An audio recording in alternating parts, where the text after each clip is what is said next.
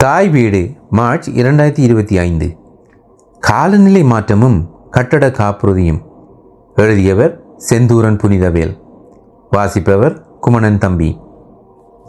காலநிலை மாற்றமும் கட்டட காப்புறுதியும் பற்றி ஆண்டின் தொடக்கத்தில் ஏன் எழுதுவான் என தவித்து கொண்டேன்.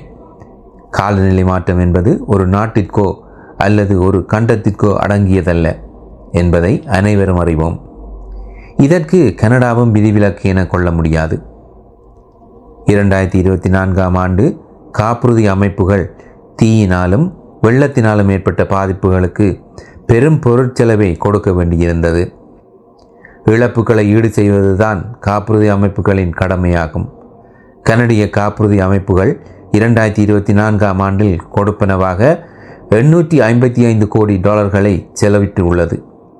இந்த பணம் நாம் மாதாந்தம் கொடுக்கும் கட்டண தொகையிலிருந்துதான் புறப்படுகிறது என்பது மறைக்க முடியாத உண்மையாகும்.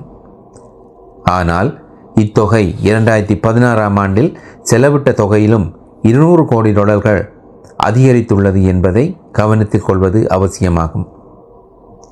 இந்த அதிகரிப்பு டொரண்டோ பெரும்பாக பகுதியில் 2024ஆம் ஆண்டில் ஏற்பட்ட பெரும் வெள்ளத்தையும் அட்லாண்டாவில் ஏற்பட்ட பெரும் காட்டுத்தீயையும் மறந்திருக்க மாட்டீர்கள் என நம்புகின்றேன்.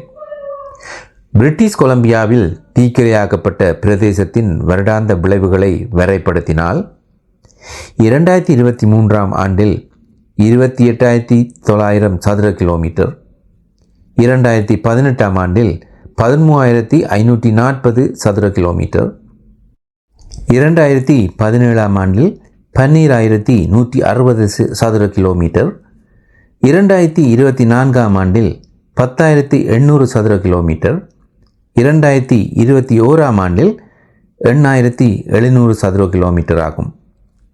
இத்தகைய பெரும் பிரதேசத்தில் இடம்பெறும் நஷ்டத்தை எங்கள் கட்டுப்பணம்தான் ஈடு செய்கிறது என்பதை மறந்துவிடலாகாது. இக்கட்டுரையில் இணைத்துள்ள டொன்வெலி வீதியில் ஏற்பட்ட வெள்ளத்தின் விளைவு படம் உங்களுக்கு பல வேதனையான நினைவுகளை மீள்கொண்டு வரும். இந்த சுற்றாடல் இழப்புகளை குறைத்தால்தான் கட்டண அதிகரிப்பை தவிர்க்கலாம். ஆனால் இது காப்புறுதி அமைப்பின் கைகளில் இல்லை.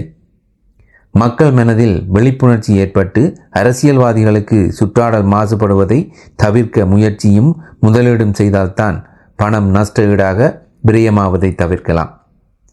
இழப்பு ஏற்பட்டு பின் ஈடு செய்வதிலும் இழப்பு ஏற்படாது தவிர்ப்பது அறிவுடைமையாகும். முன்பே குறிப்பிட்ட வண்ணம் இது ஒரு பிரதேசத்தை குறித்து ஏற்படும் இழப்பு அல்ல. உலகளாவிய ரீதியில் விழிப்புணர்ச்சி ஏற்படுவது அவசியமாகும். கனடாவில் மட்டும் மாற்றம் ஏற்படுத்துவதால் பெரும் மாற்றம் ஏற்படாது.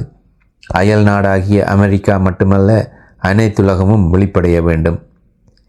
2015ஆம் ஆண்டிலிருந்து $660 கோடி சுற்றாடல் மாற்றத்திற்காக கனடா செலவிட்டுள்ளது. ஆனால் ஒரு காப்புறுதி அமைப்பானது எல்லோரிடமும் கட்டணத்தை அறவிட்டு யார் யாருக்கு இழப்பு வருகிறதோ அவருடைய இழப்பை ஈடு செய்வதையே நோக்கமாக கொண்டுள்ளது. எனவே இழப்பை ஈடு செய்யும் பொருட்டு கட்டுப்பணத்தை அதிகரிப்பதற்கு காப்புறுதி அமைப்புகள் நிர்பந்திக்கப்பட்டுள்ளன. எனவே எல்லோரும் வெளிப்படைய வேண்டும் என கேட்டு விடைபெறுகிறேன்.